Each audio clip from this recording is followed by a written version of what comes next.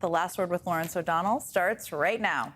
Hey, Lawrence. Hey, Jen, we have some breaking news here that I'm going to have to read to you straight from military.com, which is very good at covering this, saying the 4,000 California National Guard soldiers who President Donald Trump surged into Los Angeles remain unpaid due to delays in issuing official activation orders, leaving compensation and benefits in limbo. According to more than a dozen guardsmen across 4 units who spoke to military.com, none has received formal activation orders, the critical paperwork that not only authorizes their duty status, but also unlocks pay, TRICARE health benefits, and eligibility for Department of Veterans Affairs services. Without those orders, troops remain in legal and administrative limbo. And Jen, as someone who worked in a White House where things were done with the utmost care, you knew then that there are 1,000 reasons to do it carefully, and no one there knows all of the reasons. But this is one of those things that happens when you decide to deploy the National Guard in a way that hasn't been done before.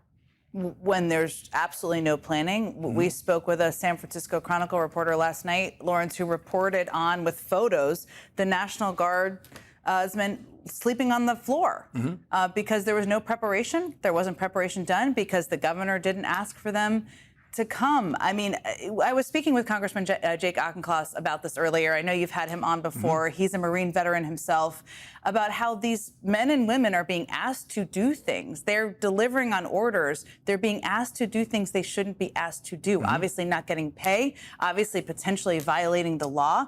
They are serving our country, and they're being put in an untenable situation. There's a reason why we have procedures for these sort of things, and this is what happens when you don't follow them. And there's so much more to report. Thanks, Jen. Thank you. Thank you, Lawrence. Thanks. Elon Musk is sorry. Elon Musk is sorry. Elon Musk, for the first time in his life of public derangement, is publicly saying he went too far. We've been reporting to you for months now that Elon Musk went too far, and the very first thing he did in government, which was to take food away from starving babies, from starving families in the middle of a famine in Sudan, and to take food away from starving people around the world who could always count on getting some food, and in many cases, enough food, in most cases actually, enough food to survive, and getting that food from us, from the United States of America, from the United States Agency for International Development, and we were always proud to deliver that food. Starving people usually didn't know where the food was coming from, but we did. And we were proud to be able to feed the starving people of the world with the surplus of food that this country has been producing for more than 100 years. The Great Plains became the breadbasket of the world when this country started producing more food than we could consume. And in the 20th century, and the United States proudly sent its first food relief shipment across an ocean in 1847, bound for Ireland to deliver famine relief there. And it wasn't enough, but it was something. Millions of Irish children and adults still starved to death. But the United States tried. The United States tried to help and did help. We sent food. We allowed Irish immigrants to come to this country where they could find work and food and never risk starvation again. And Elon Musk knew none of that history. Elon Musk never asked how many starving children were waiting for that food when he personally ordered a complete shutdown of the delivery of that food, which is now rotting in warehouses around the world. Elon Musk wanted the food to rot instead of delivering it to starving children and starving people. Elon Musk went way too far in shutting down the delivery of food to the starving around the world, the delivery of medicine, life-saving medicine to AIDS patients in Africa who have no other source of life-saving medicine. And so, yes, Elon Musk went too far. He went so far as to kill 300,000 people, because there's nothing else you can call it when you take food away from starving people. The latest estimate is 300,000 deaths. And there is no one else in American history who is personally responsible for the death of 300,000 people. No one person is personally responsible for 300,000 people dying in American history except Elon Musk, by one decision. But Elon Musk is not sorry about that. He's sorry, but he's not sorry about that. Elon Musk is not sorry about one death of one starving baby or the death of thousands of starving babies. Elon Musk doesn't think that that was going too far. Elon Musk invaded the Social Security Administration and may have obtained personal data on you and 300 million Americans. And he may be in possession of that personal data tonight as a private citizen, but he's not sorry about that. Elon Musk doesn't think his invasion of Social Security was going too far.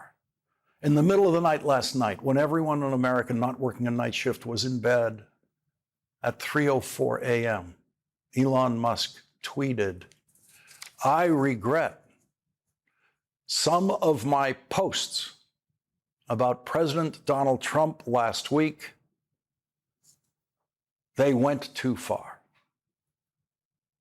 They went too far." Elon Musk thinks that that was going too far.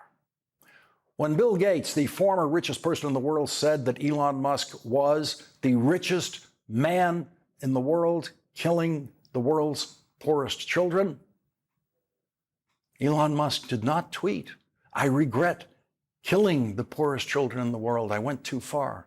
And Elon Musk did not sue Bill Gates for saying that. Elon Musk did not say Bill Gates was wrong. The only person who Elon Musk regrets harming, the only person in the world he regrets harming now, is Donald Trump. After killing hundreds of thousands of people, that's what Elon Musk regrets. He regrets his tweets. And I know just how unbelievable this sounds, that the richest person in the world spent his time killing the poorest people in the world. But Bill Gates is an expert at saving lives in Africa. Bill Gates has devoted his life after stepping down from Microsoft to try to save lives in Africa, trying to stop the spread of malaria, trying to deliver clean water supplies and healthcare and mosquito nets and medical services and every single detail that supports public health among the most deprived people in the world. And the best estimates by the experts who Bill Gates knows, who know exactly what USAID was doing in Africa and around the world, now say that 300,000 people have died or will soon die because of what Elon Musk did to them by taking food away and taking medicine away. And the Washington news media does not care. Not one reporter in or around the White House or anywhere else who has had a chance to question Elon Musk has asked him about what it feels like to be the richest person in the world, killing the world's poorest children. They do not care. And because they don't care, because that news media does not care, they have added to this sensation of unbelievability about the behavior of the richest person in the world being far worse than the worst James Bond movie villain that has ever been imagined. There is no way to get through a Washington press corps more concerned today with last year's presidential campaign than they are with Donald Trump and Elon Musk killing children in Africa. There's no way to get through to them. And so when you hear just one person talking about it, you have a right to find it hard to believe. You have a right to wonder about it. You have a right to think that at some basic level, there are limits to human cruelty, but we know that there are not. We have learned that time and again throughout history. Most of us grew up with an eye on unlimited human cruelty occurring somewhere else. When we learned about Hitler's death camps and the mechanized extermination of 6 million Jews, we could think that unlimited human cruelty is not American and could never be American, but it is now. And Elon Musk doesn't regret it. Elon Musk doesn't think he went too far. He regrets some of his posts, some of his tweets about Donald Trump, but he doesn't say which ones, and so we're left to wonder. Does he only regret the posts he deleted, like the one saying that Donald Trump is in the Epstein files, thereby associating the President of the United States with a convicted pedophile who killed himself in federal prison? It's not the first time Elon Musk has played around with accusations about pedophilia. When some kids were trapped in a flooded cave in Thailand in 2018, Elon Musk leapt forward with suggestions about how to save them that turned out to be impossible. And people who were experts about it knew they were impossible. And then Elon Musk decided to attack the person who actually knew how to save those kids and eventually did come up with a successful plan to save those kids. Elon Musk decided to call that man, whose name I will keep out of this discussion right now, the pedo guy. And when he was sued for that lie, Elon Musk's defense was it was a joke. And to save himself from a legal judgment against him, Elon Musk publicly said, "I apologize." Elon Musk said that word apologize to save what could truly have been a massive legal judgment against him. And so Elon Musk leaves us to wonder, has he now admitted to being a pathological liar who will throw around pedophilia as part of his pathological lying about anyone, as someone whose public statements can never be trusted? Is that what he's telling us? Or is Elon Musk telling us that he really does know something about Donald Trump and Jeffrey Epstein, and he is now going to cover up that truth for Donald Trump? Those are our only choices here. That's it. It's one or the other. And either way, it means that Elon Musk is willing to lie whenever it is convenient for him, and all future statements by Elon Musk should be evaluated as statements made by a now publicly admitted liar. And they are statements made by the person who Bill Gates says is the world's richest man, killing the world's poorest children. And in Elon Musk's now desperate, knee-bent subservience to Donald Trump, he has decided to side with Donald Trump on what's happening in Los Angeles. Elon Musk retweeted a post that said, "Without Twitter, a majority of Americans would think Los Angeles was peaceful and public support would be against President Trump. Twitter is where the truth lives."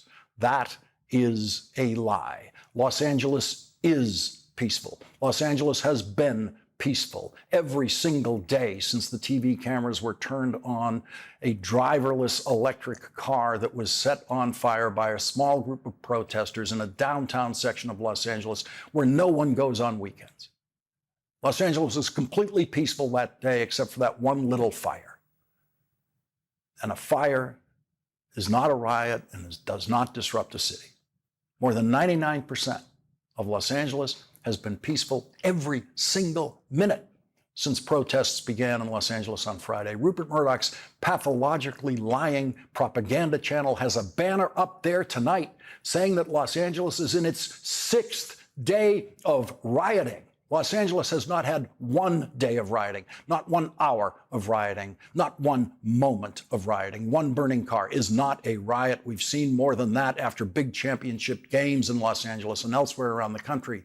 So Elon Musk is now back lying to benefit Donald Trump and lying about Los Angeles. The drivers of Los Angeles made Elon Musk rich. Tesla sales took off when wealthy Los Angeles liberals started buying the car before anyone else did. And then other wealthy California liberals all over the state started buying Teslas. And the money from California liberals made Elon Musk the richest person in the world. And he took that money and he gave that money to Donald Trump to make him president. And last week, Elon Musk tweeted taking credit for electing Donald Trump by providing the money that Donald Trump needed to win. And that is as legitimate a claim of credit for how that election was decided as any other that you will hear. How an election was won or lost is always actually a theory. There is never a single proof. But Elon Musk has a good case to make.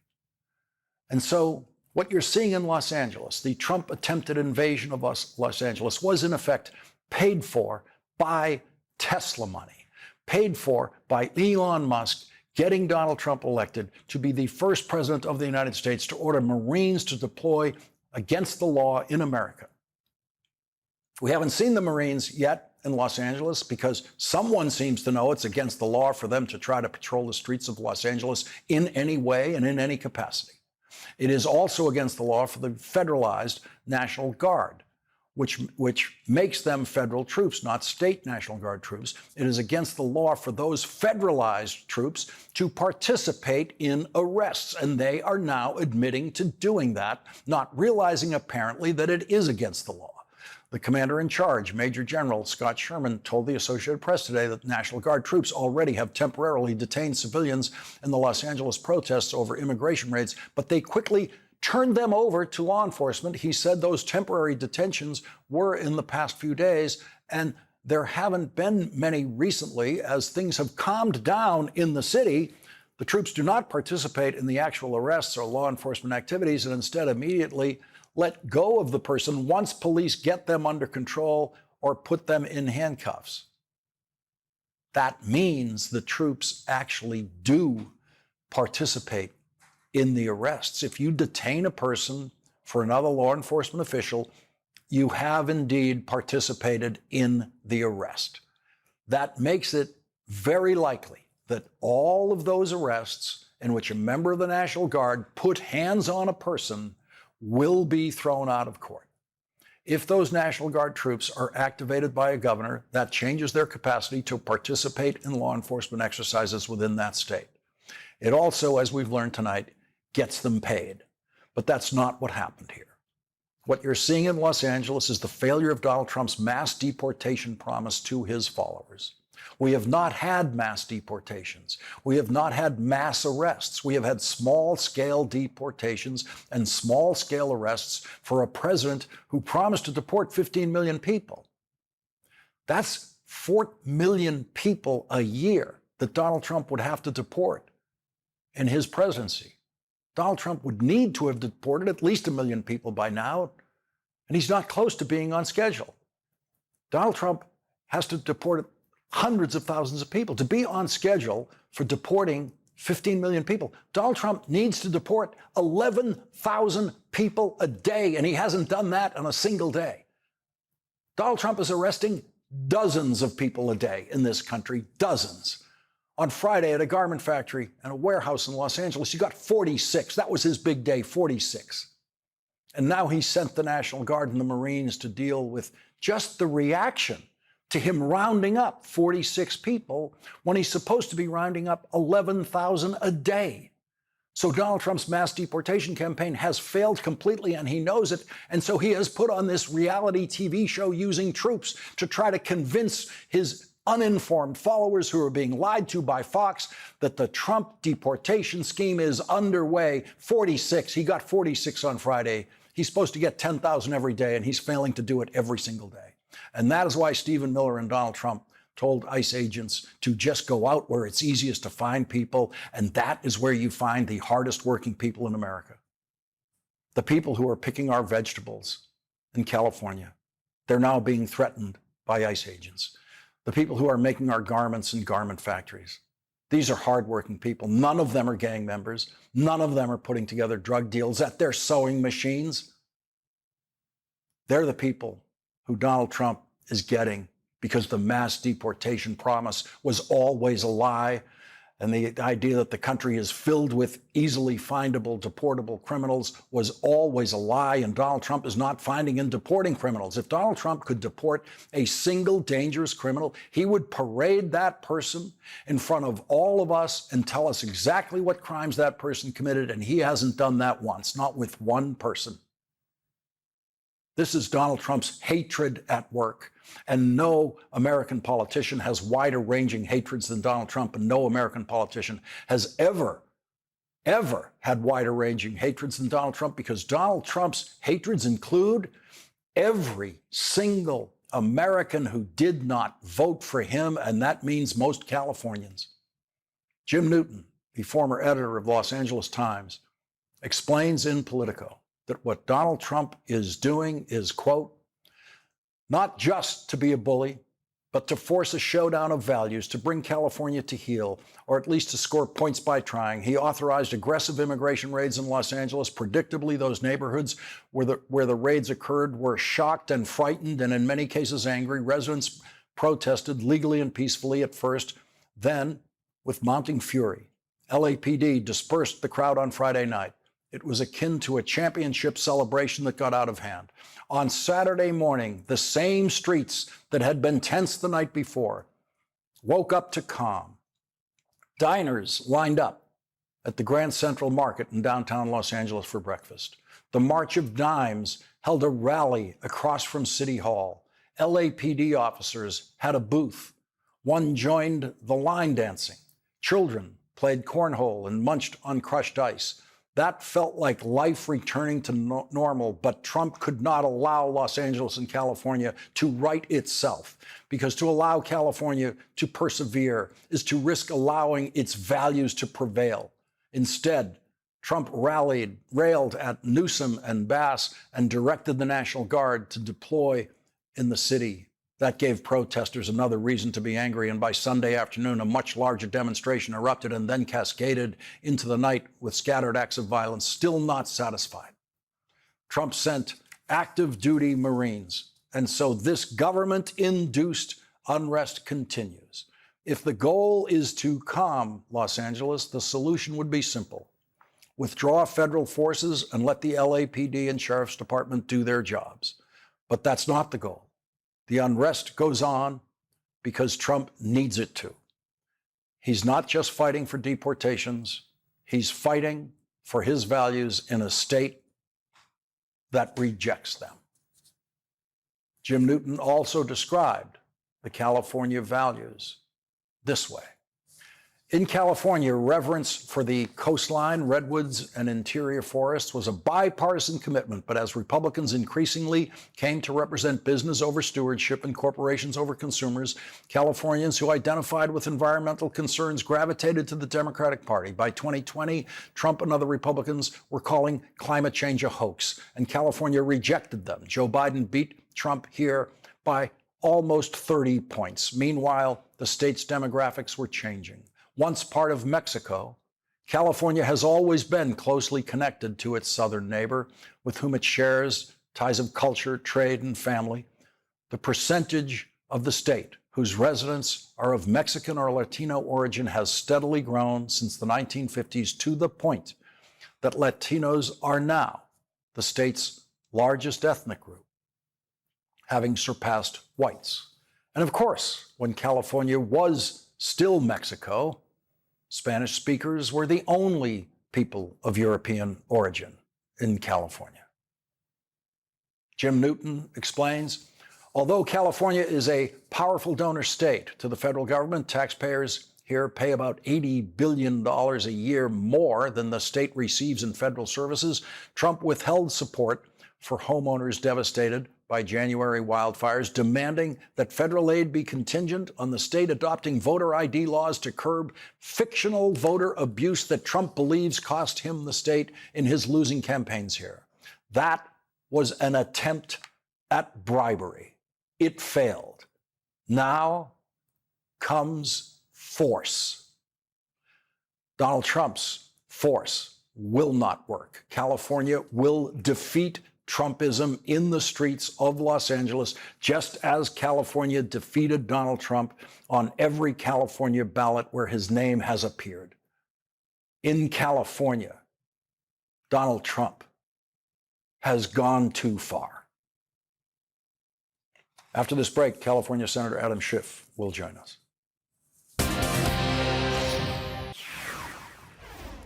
Today, the mayor of Los Angeles, Karen Bass, said this.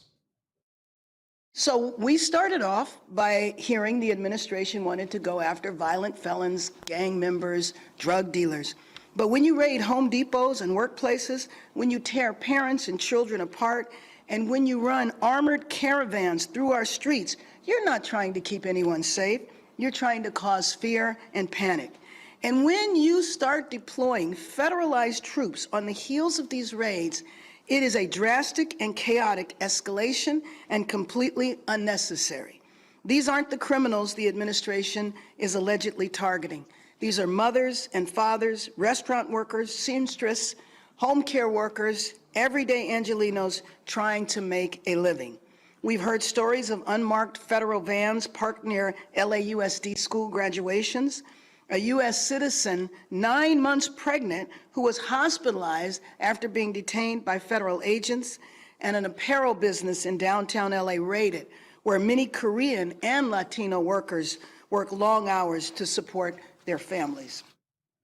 Leading off our discussion tonight is Democratic Senator Adam Schiff of California. He's a member of the Senate Judiciary Committee and a former member of the House January 6th Committee. Senator Schiff, thank you very much for being here tonight. As the senator representing California, what is it that you want people to know about tonight, about what's happening there?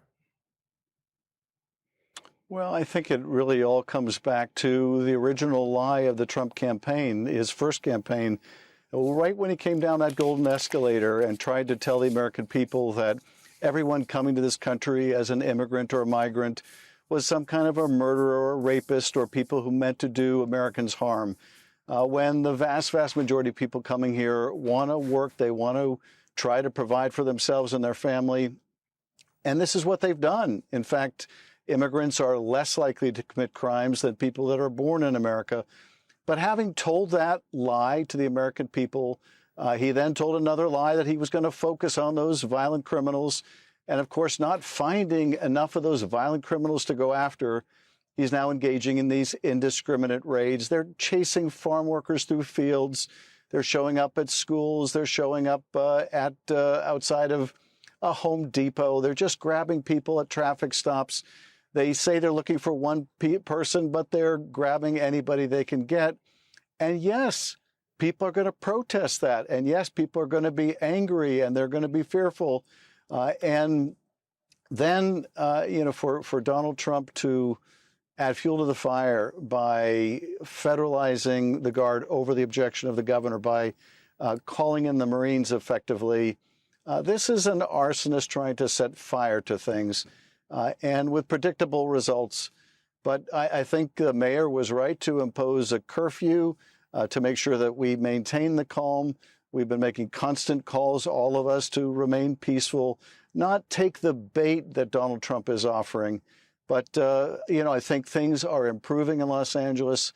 Each day seems to be more quiet than the day before. And I can tell you this, working very closely with the immigrant community and the stakeholders, they are very well organized. They get out the message, we don't want violence.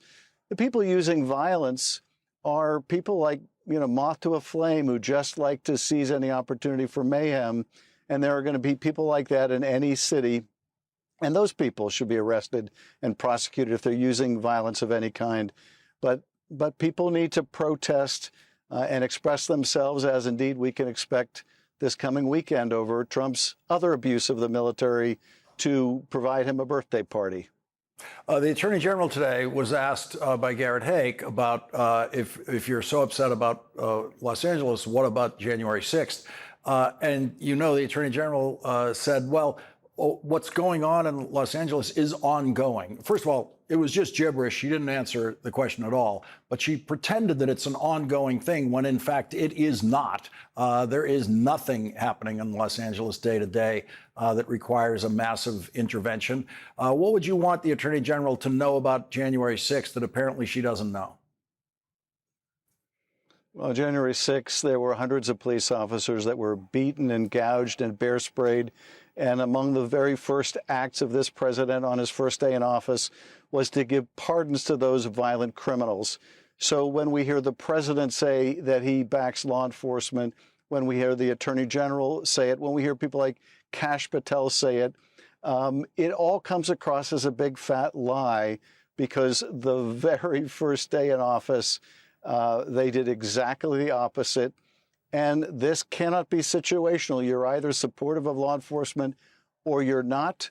I'm supportive of law enforcement, whether it's on January 6th or today. It doesn't matter the context. Violence against law enforcement is never justified. But for them, if you're using violence against law enforcement in the service of Donald Trump, then anything goes. California Senator Adam Schiff, thank you very much for joining us tonight. Thanks, Lawrence. And coming up, the most unqualified and incompetent Secretary of Defense in history appeared in a Senate subcommittee hearing today, and he got exactly one answer right. You'll see that next.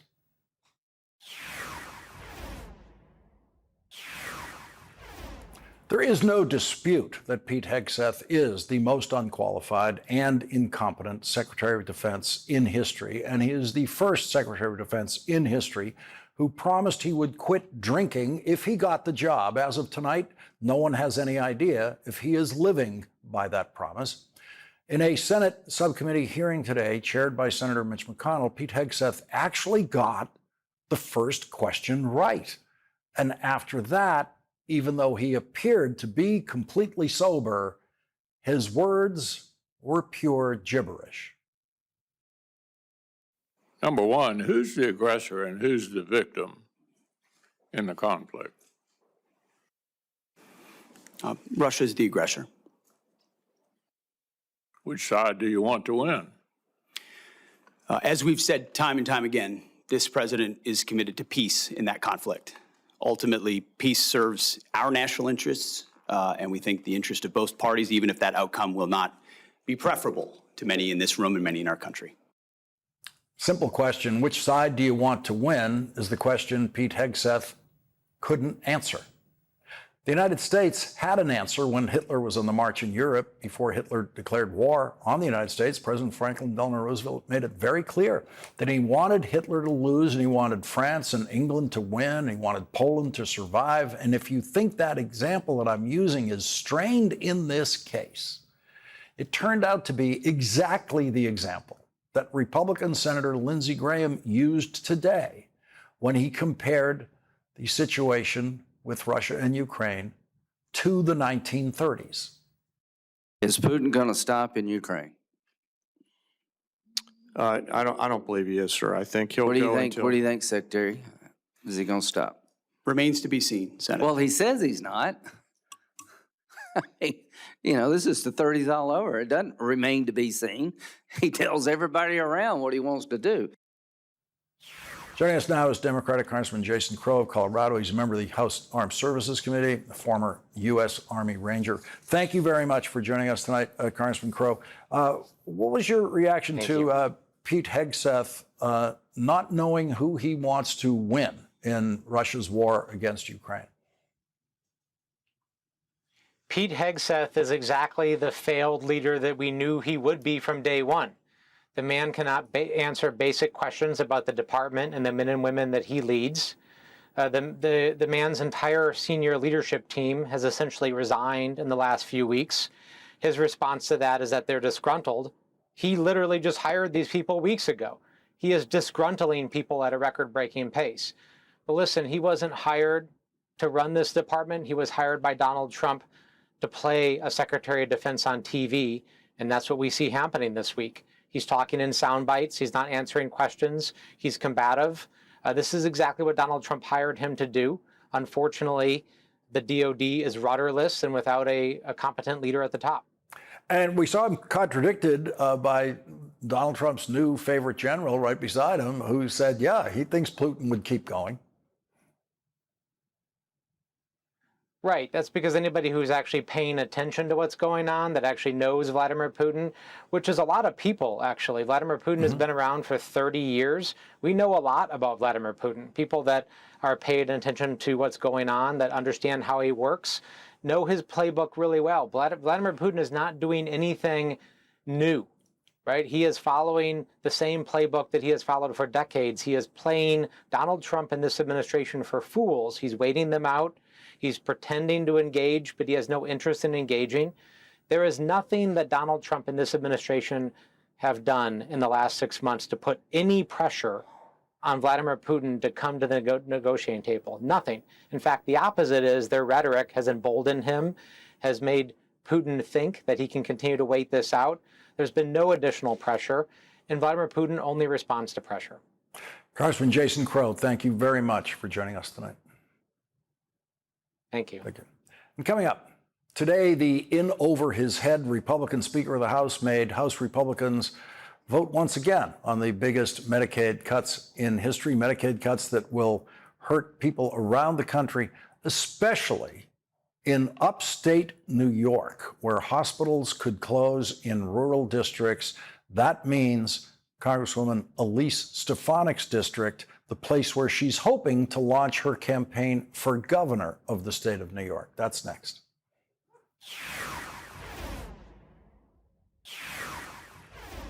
The GOP tax scam represents the largest assault on health care in American history. More than 16 million Americans will lose access to health care in the United States of America as a result of the one big ugly bill. Hospitals will close, nursing homes will shut down, and people will die because they'll lose access to the medical care that they need. The Republican members of the House of Representatives from the state of New York have voted for that bill. Today, House Republicans had to quickly pass corrections to the Trump budget bill that would allow the bill to conform to parliamentary rules of the Senate, something that House leaders in both parties usually got right the first time before the operating currency of Trump world became stupidity and incompetence. So today, the in over his head Republican Speaker of the House made House Republicans vote once again for the biggest Medicaid cuts in history, which will hurt the state of New York and its hospital system, especially upstate New York, where Republican Congresswoman Elise Stefanik will hope to launch her campaign for governor if she believes she can get away with lies like this. What we believe as Republicans in Washington is that we should strengthen Medicaid, get rid of the waste, fraud, and abuse. We are not taking away Medicaid benefits. We are getting rid of Medicaid benefits for illegals specifically to improve them for New Yorkers who qualify. The federal Medicaid program does not provide benefits for undocumented immigrants, but the state of New York does provide some health care services for undocumented immigrants, especially the 5-year-olds who are brought to hospitals in emergencies. And that is a tiny amount, actually, of the people who receive any health care benefits from Medicaid. The let immigrants bleed to death on the sidewalks of hospitals spirit of the Republican Party, if it prevails, would take healthcare services away from a maximum of 1.4 million people in this country who are undocumented immigrants. That's it. So when the people who harvest our food for us in this country are injured on the job and are rushed to rural hospitals, Elise Stefanik has voted to make sure that they are turned away. And Elise Stefanik will go on happily eating salads without ever thinking about the people who pulled that lettuce out of the ground. Elise Stefanik's upstate New York congressional district bordering Canada will suffer mightily thanks to her vote. The Clifton Fine Hospital is in Star Lake, New York, population 809. It's an area of upstate New York that reliably votes Republican. The Adirondack Explorer reports Clifton Fine Hospital CEO warns that cuts to Medicaid could leave thousands without care and push small facilities to the brink. Quote, rural hospitals already operate on razor-thin margins and have been losing money for years. We certainly aren't in a financial position to backfill these massive cuts. It'll give you a sicker population. Your mortality rates will probably be higher.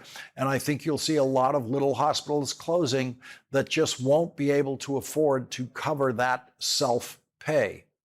But that's not all. The Trump Republican Stefanik budget bill will raise taxes. Quote, Essex County Manager Mike Mascarenhas told supervisors the proposed cuts to Medicaid would also raise property taxes. In New York, counties are additionally required to fund Medicaid with money mostly obtained from property taxes. With decreased funding at the federal level, county governments may raise taxes in order to make up the cost. They call it a tax cut bill, but Republicans will be forcing increases in state taxes and in the state tax burden, as they did the last time they cut the federal tax. If Elise Stefanik decides to run for governor against Democratic Governor Kathy Hochul, Elise Stefanik will have to justify massive Medicaid cuts for hospitals in New York City and throughout the state. Joining us now is Democratic Representative Paul Tonko of New York. His congressional district borders the Stefanik congressional district. Congressman Tonko, thank you very much for joining us tonight. It seems that if this bill goes through, there could be hospital closings, especially north of you, that could send people down to your district if they can afford it, trying to get health care there.